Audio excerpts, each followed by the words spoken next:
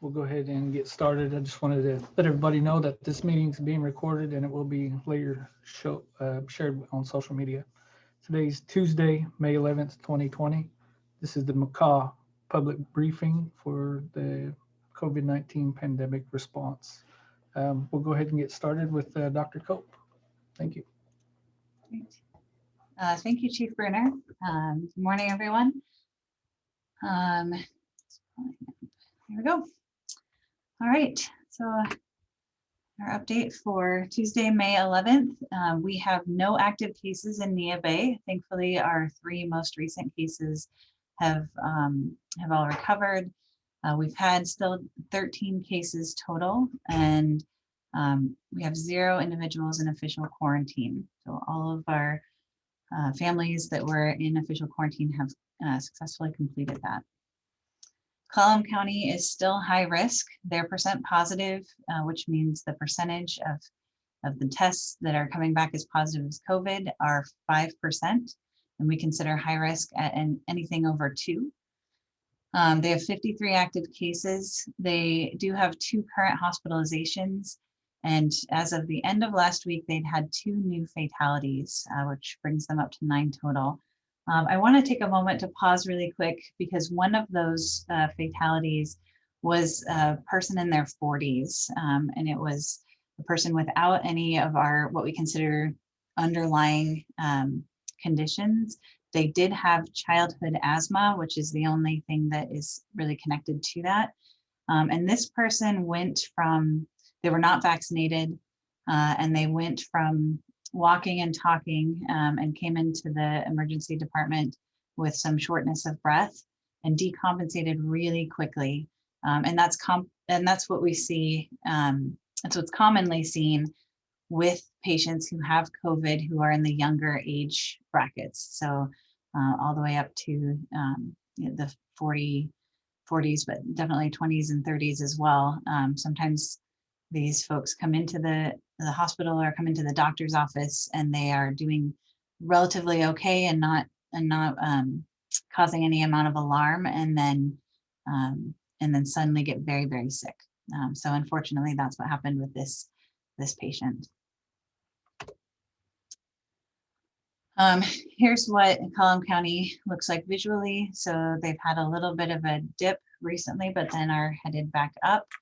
And this is predicted to continue as long as the vaccine rate doesn't grow. So I know that the Column County is doing as much as they can to outreach the folks who have some hesitancy around the vaccines, but it's predicted until we have more vaccine uptake or more community members who've gotten the vaccine that it will continue to fluctuate around these numbers. Washington State is looking to look like it's come around a peak. So it seems to be steadily decreasing, which is great. The variants of concern. So as predicted, the B117, which is the more transmissible of all the variants, has now overtaken any of the other ones that we had here in Washington.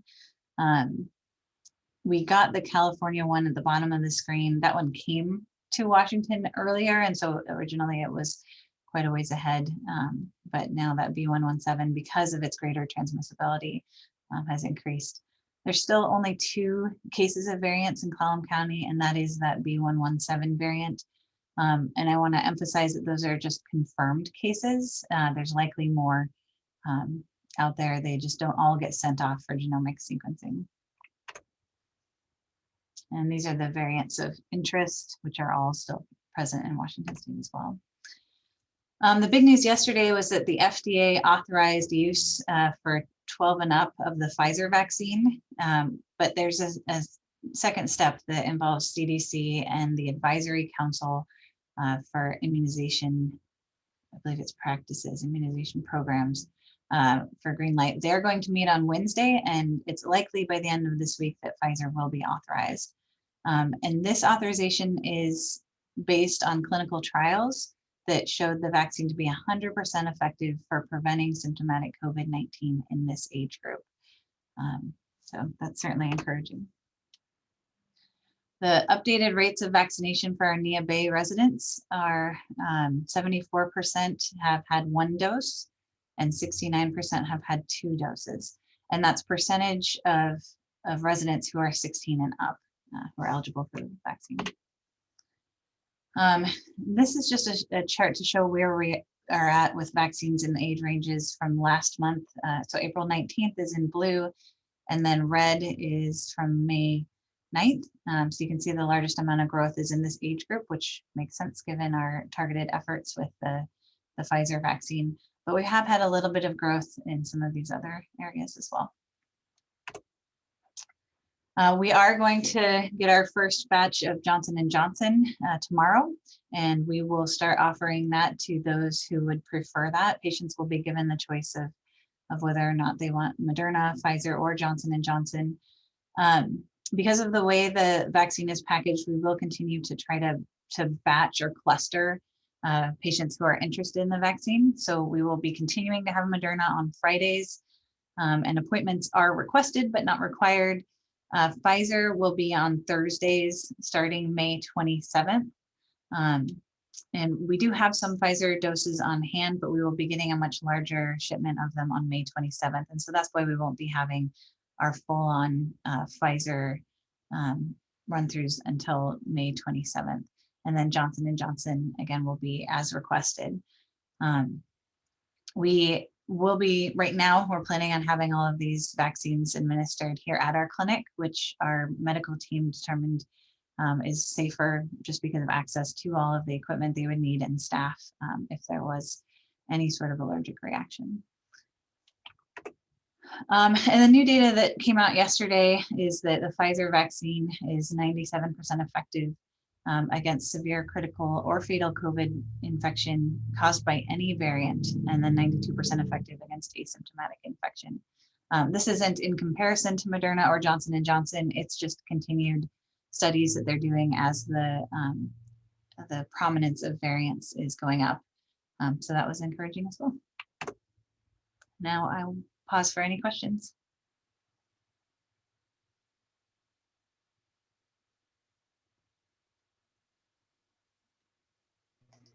All right, there's no questions in the chat box and nobody calling up for questions at this point. So we'll move on to Patty. Good morning, everybody. Yesterday, all of the tribes received notice from the Department of Treasury. They released information about the American Rescue Plan and what that will mean for tribes. Initially, the first payment is going to be equally divided by each federally recognized tribe in the nation. And then the second payment is going to be based on some of our own data, which the staff is working on right now to update that, and then a dollar amount will be determined based on it. These funds can be used to support public health expenditures. It can address negative economic impacts caused by the public health emergency. It can replace lost public sector revenue, provide premium pay for essential workers, investment in water and sewer infrastructure, and investing in broadband infrastructure. So the council is looking at their options on this particular funding and what they'll be able to do with it once we know the final dollar amount.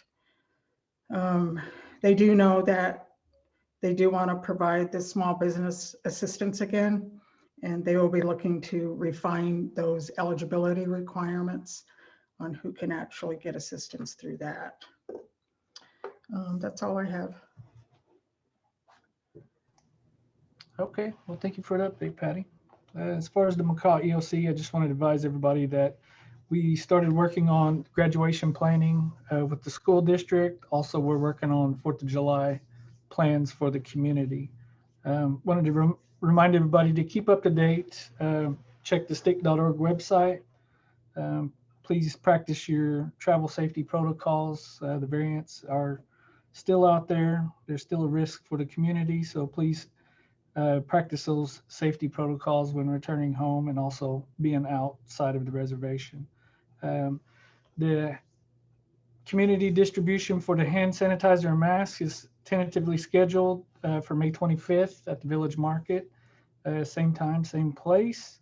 I wanted to remind everybody to practice their social distancing, wash your hands, and all those personal protective measures that are in place.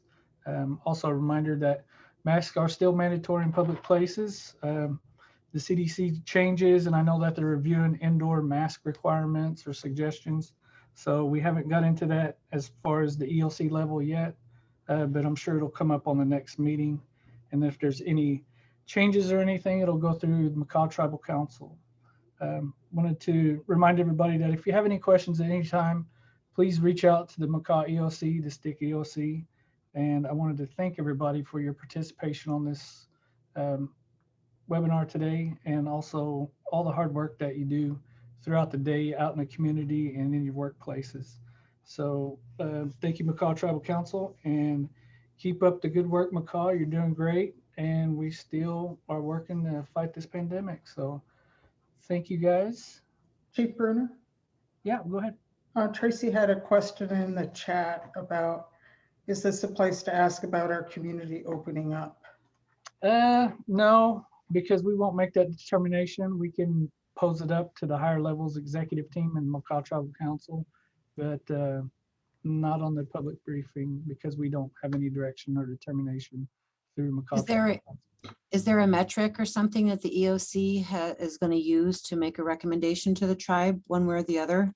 It's been discussed, but nothing has been determined on what level of vaccinations or any milestones we want to hit in order to have that to happen. Thank you. Sorry, I can't give you a definitive answer, Tracy, but thank you for the question. All right, well, that'll conclude our briefing for today. Thank you guys for your participation, and we'll see you next week, same time. Have a great day and stay safe, everybody. Thank you. Thanks.